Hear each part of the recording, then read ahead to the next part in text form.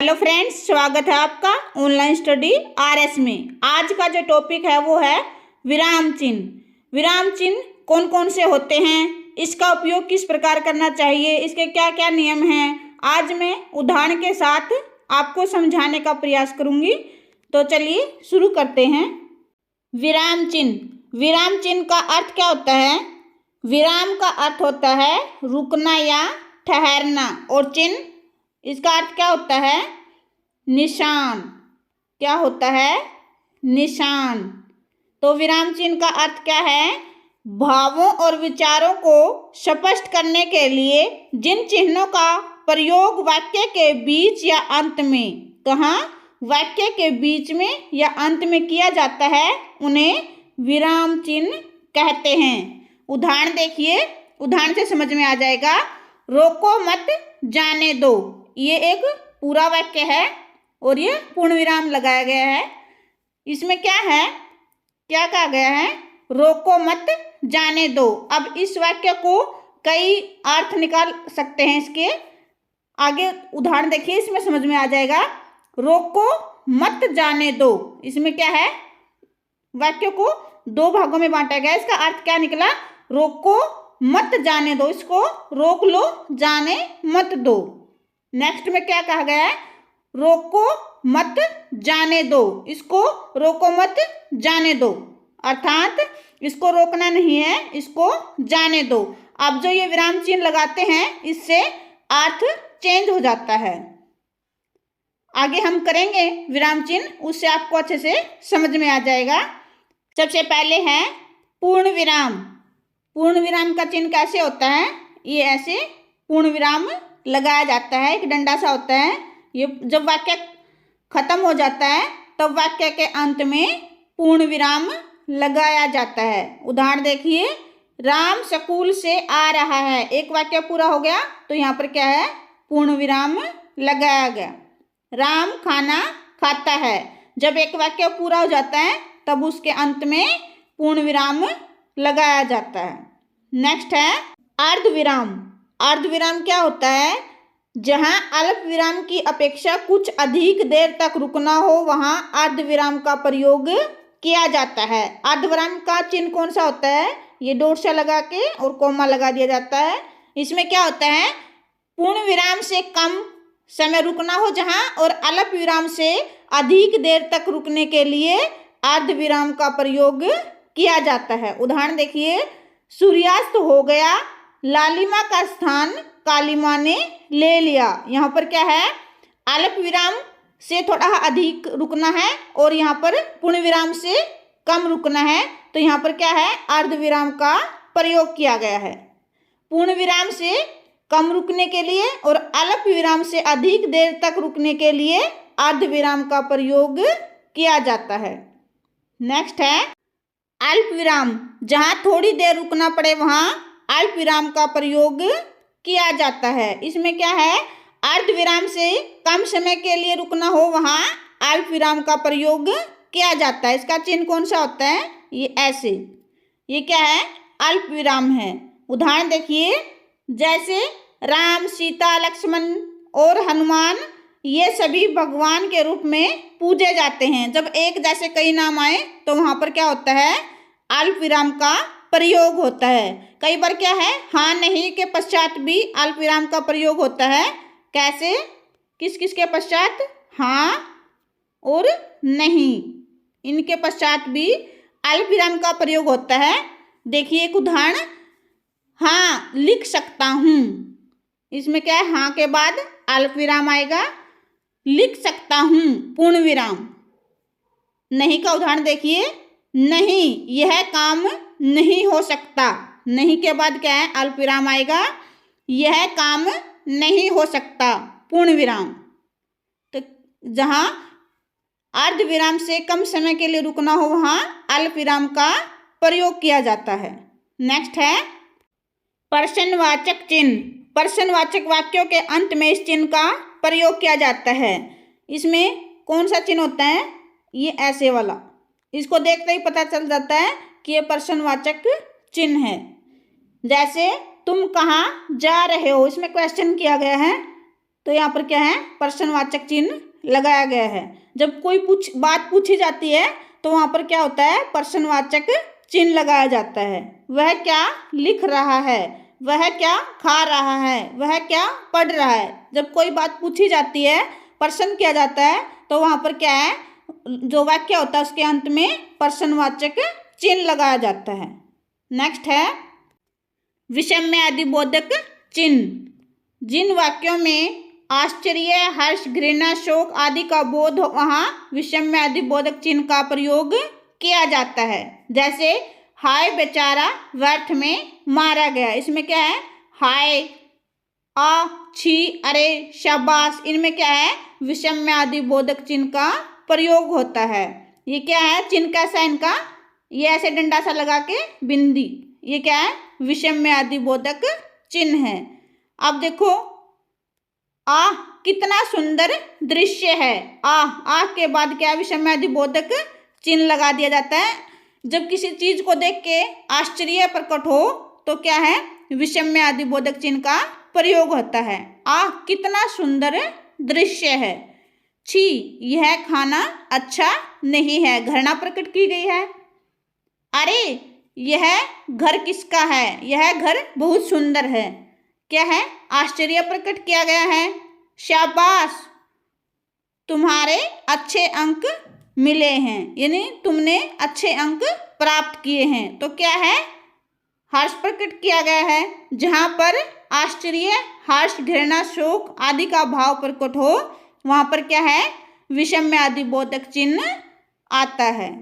Next है उद्धरण चिन्ह। किसी और के वाक्य या कथन को ज्यों का त्यों रखना हो वहाँ कथन से पहले तथा कथन के बाद उद्धरण चिन्ह का प्रयोग किया जाता है। कैसे होते हैं उद्धरण चिन्ह, ये डबल वाले होते हैं और सिंगल वाले, इकहरे बोलते हैं जिसको, सिंगल वाले भी होते हैं। जब कोई जैसे कोई रचना का नाम है तब वहाँ पर इनका प्रयोग होता है, और जब कोई कथन कहा जाता है, यूं की यूं बात कही जाती है, तो वहाँ पर दोहरे उद्धरण चिन्ह का प्रयोग होता है। उदाहरण देखिए, उदाहरण से समझ में आ जाएगा। तुलसीदास जी ने कहा है, पराधीन सपने हूँ सुख नाही, अर्थात दूसरों के अधीन व्यक्ति कभी भी सुख को अनुभव नहीं कर सकता। इसका अर्थ है ये, दूसरों के अधीन व्यक्ति कभी भी सुख का अनुभव नहीं कर सकता। पराधीन सपने हूँ सुख नहीं, ये कथन है, तो इसको उद्धरण चिन्ह लगाए गए हैं, डबल उद्धरण चिन्ह लगाए गए हैं। ये यहाँ पर क्या है, उद्धरण चिन्ह है। और कई बार किसी शब्द पर बल देने के लिए भी इकहरे उद्धरण चिन्ह का प्रयोग किया जाता है। जैसे तुलसीदास की रचना है रामचरितमानस। कौन सी रचना है इनकी, रामचरितमानस। रामचरितमानस, इसमें क्या है, जब कोई रचना या पाठ का नाम बताया जाता है तो इकहरे उद्धरण चिन्ह का प्रयोग होता है। तो ये क्या है, जब कोई रचना का नाम बताया जाता है तो इकहरे यानी कि एक एक कोमे वाले उद्धरण चिन्ह का प्रयोग होता है, और जब कोई वाक्य या कथन कहा जाता है तो वहाँ पर दोहरे उद्धरण चिन्ह का प्रयोग होता है। नेक्स्ट है योजक चिन्ह। इसका प्रयोग दो शब्दों को जोड़ने और तुलना करने के लिए लगाया जाता है। जैसे लाभ हानि, सुख दुख, माता पिता, हम लिखते हैं ना माता पिता, ये क्या है, योजक चिन्ह है। दो दो ऐसे लिखते हैं ना, दो दो, यहाँ पर क्या है, योजक चिन्ह का प्रयोग किया गया है।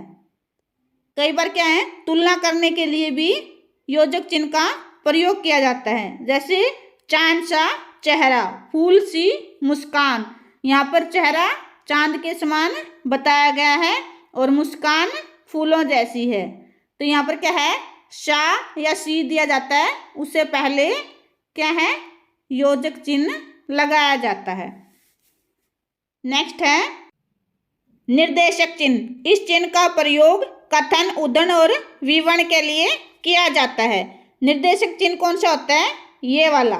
कई बार क्या होता है, योजक चिन्ह और निर्देशक चिन्ह को एक ही मान लिया जाता है। योजक चिन्ह क्या होता है, थोड़ा छोटा होता है इससे, यह दो शब्दों को जोड़ने और तुलना करने के लिए प्रयोग किया जाता है। और निर्देशक चिन्ह इससे लंबा होता है। यह संवादों को लिखने और किसी कथन को कहने, लिखने, बोलने आदि के लिए इसका प्रयोग किया जाता है। जैसे महात्मा गांधी ने कहा, हिंसा मत करो, ये क्या है? निर्देशक चिन्ह है। राम, मैं रोहतक शहर में रहता हूँ, इसमें क्या है? राम अपना कथन कह रहा है, मैं रोहतक शहर में रहता हूँ। रमेश ने लिखा, सत्यम शिवम सुंदरम, क्या है? रमेश। इसके बाद क्या है? निर्देशक चिन्ह, और जो उन्होंने कहा है वो लिखा जाता है। तो यहाँ पर क्या है? संवादों में और कोई बात कहने, लिखने, बोलने के लिए निर्देशक चिन्ह का प्रयोग किया जाता है। नेक्स्ट है कोष्टक चिन्ह। कोष्टक चिन्ह कौन से होते हैं? ये इस तरह के होते हैं और ये इस तरह के भी होते हैं। ये क्या है? कोष्टक चिन्ह है। इनका प्रयोग वाक्य के मध्य आए कठिन शब्दों के अर्थ लिखने अथवा नाटक आदि में निर्देश देने के लिए किया जाता है। उदाहरण देखिए, मनुष्य स्वभावत जिज्ञासु। जिज्ञासु का अर्थ क्या होता है? जानने की इच्छा रखने वाला, ताकि जो वाक्य है उसको पढ़ने में आसानी हो जाए। तो क्या है? उसका वर्णन किया जाता है, एक्सप्लेन किया जाता है उसको। तो जिज्ञासु का अर्थ क्या होता है? जानने की इच्छा रखने वाला। तो ये क्या है? ये कोष्टक चिन्ह है। ये क्या है?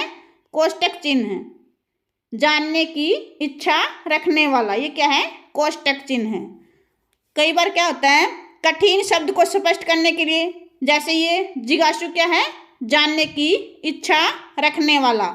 एक होता है जैसे सामर्थ्य, क्या होता है? सामर्थ्य। सामर्थ्य क्या कठिन शब्द है? इसका अर्थ क्या आएगा? शक्ति। क्या अर्थ आएगा? शक्ति। इससे पढ़ने में आसानी होती है। कठिन शब्द को स्पष्ट करने के लिए कोष्टक चिन्हों का प्रयोग किया जाता है। नाटक में अभिनय आदि प्रकट करने के लिए भी कोष्टक चिन्ह प्रयोग किए जाते हैं।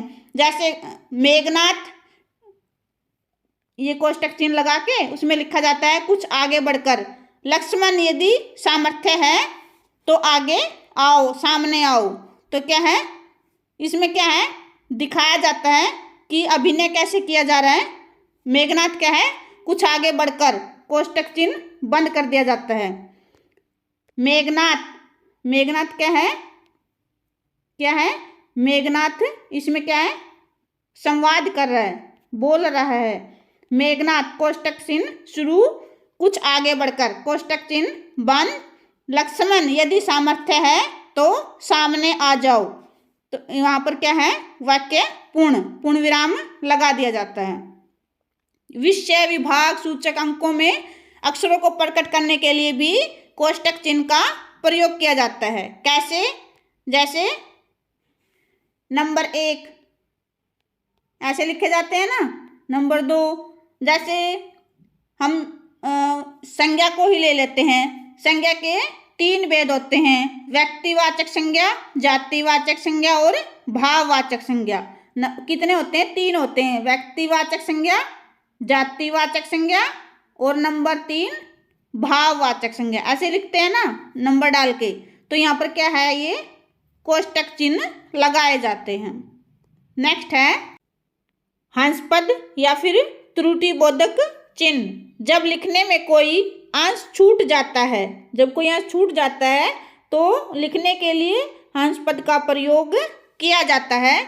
जैसे उदाहरण देखिए, मोहन अच्छा लड़का है। जब हम कोई वाक्य लिखते हैं तो उसके बीच में जगह नहीं रहती। अब अगर कोई अंश छूट जाए तो उसके बीच में जगह नहीं रहती, तो इस चिन्ह का प्रयोग किया जाता है। ये क्या है? हंसपद बोला जाता है इसे। इसके बीच में ये लगा के और ऊपर इसका आंसर लिखा जाता है। ये देखो, मोहन अच्छा लड़का है। यहाँ पर क्या है? बहुत अच्छा लड़का है, ऐसे लिखना था। तो ये क्या है? हंसपद लगा दिया और उसके ऊपर इसका आंसर लिख दिया। एक और उदाहरण देखिए, जैसे स्वतंत्रता हमारा अधिकार है। वाक्य कैसे होता है? स्वतंत्रता हमारा जन्मसिद्ध अधिकार है। तो यहाँ पर क्या होता है? स्वतंत्रता हमारा, ये हंसपद लगा दिया जाता है, ऊपर लिखा जाता है जन्मसिद्ध अधिकार है, वाक्य पूर्ण। तो जहाँ पर कुछ अंश या जो शब्द है वो छूट जाते हैं, तो ये हंस पद लगा के वहाँ पर उसके ऊपर इसका आंसर लिखा जाता है। नेक्स्ट है रेखांकन चिन्ह। वाक्य में महत्वपूर्ण शब्द पद वाक्य को रेखांकित करने के लिए इसका प्रयोग किया जाता है। रेखांकन चिन्ह कैसा होता है? ये ऐसे किसी इंपॉर्टेंट शब्द वाक्य के नीचे लगाया जाता है। उदाहरण देखिए, उदाहरण से समझ में आ जाएगा। जैसे गोदान उपन्यास प्रेमचंद द्वारा लिखित सर्वश्रेष्ठ रचना है। यहाँ पर रेखांकन चिन्ह कहाँ आएगा? गोदान के नीचे, क्योंकि ये मुंशी प्रेमचंद जी द्वारा लिखित सर्वश्रेष्ठ रचना है। एक और उदाहरण देखिए, मैला आंचल उपन्यास फणीश्वर नाथ रेणु जी द्वारा लिखित सर्वश्रेष्ठ रचना है। तो यहाँ पर रेखांकन चिन्ह कहाँ आएगा? मैला आंचल के नीचे। कहाँ? मैला आंचल। रेखांकन चिन्ह कहाँ आएगा? मैला आंचल के नीचे। जो इम्पोर्टेंट बात होती है उसके नीचे अंडरलाइन लगा दी जाती है, इसे क्या कहते हैं? रेखांकन चिन्ह कहते हैं। नेक्स्ट है लाघव चिन्ह। शब्दों को संक्षिप्त रूप में लिखने के लिए लाघव चिन्ह का प्रयोग किया जाता है। जैसे डॉक्टर है, डॉक्टर लिखते हैं तो हम क्या करते हैं? ऐसे लगा के और ऐसे लाघव चिन्ह लगा देते हैं। प्रोफेसर लिखते हैं तो ऐसे लिख दिया जाता है। कई बार क्या होता है, पेपर में हमने देखा है, जो बोर्ड के पेपर होते हैं उसमें क्या होता है, हिंदी में लिखा होता है कृपया पृष्ठ उल्टिए, तो उसमें क्या लिखा होता है शॉर्टकट में? कृपा लाघव चिन्ह पृष्ठ लाघव चिन्ह उल्टिए लाघव चिन्ह, ऐसे लिखा होता है। पटना नगर निगम, इसको कैसे लिखेंगे? कैसे लिखेंगे? पे लाघव चिन्ह, न लाघव चिन्ह और नी, निगम क्या है? लाघव चिन्ह। पंडित जी को कैसे लिखते हैं? ऐसे लिखते हैं ना, पंडित जवाहरलाल नेहरू। तो क्या है, शॉर्टकट में लिखने के लिए ऐसे पै लिखा और लाघव चिन्ह लगा दिया जाता है। नेक्स्ट है लोप चिन्ह। जब वाक्य या अनुच्छेद में कुछ अंश छोड़कर लिखना हो तो लोप चिन्ह का प्रयोग किया जाता है। लोप चिन्ह कैसे होता है? ऐसे ऐसे डॉट डॉट लगा के लिखा जाता है। ये क्या है? लोप चिन्ह। जब कोई वाक्य लिखना हो और उसमें कुछ अंश छोड़ना हो तो लोप चिन्ह का प्रयोग किया जाता है। ये क्या है? लोप चिन्ह है। उदाहरण देखिए, अध्यापक ने कहा परीक्षा की घड़ी आ गई है। यहाँ पर क्या है? लोप चिन्ह है, वही सफल होगा। बाकी बातें बीच में छोड़ दी और सबसे लास्ट में जो होता है उसको लिखा जाता है। कई बार पेपर में क्या होता है, समय और स्थान का ध्यान रखते हुए लोप चिन्ह का प्रयोग किया जाता है। किसी कवि की जो रचना होती है या कथन होता है उसको लिखने के लिए पहले की लाइनें लिख दी जाती है और बीच में क्या है, ऐसे ऐसे लोप चिन्ह लगा दिया जाता है और अंत में जो लाइन होती है उसको लिखा जाता है। वहाँ पर लोप चिन्ह का प्रयोग किया जाता है। इसमें क्या होता है, कुछ अंश छोड़ के लिखा जाता है ताकि जो लेखक है उसके जो कथन होता है उसको भी कहा जाए और समय और स्थान का भी ध्यान रखा जाए। इसमें लोप चिन्ह का प्रयोग किया जाता है। आशा करते हैं आज का ये वीडियो आपको अच्छा लगा होगा। अच्छा लगा हो तो लाइक शेयर सब्सक्राइब करें। धन्यवाद।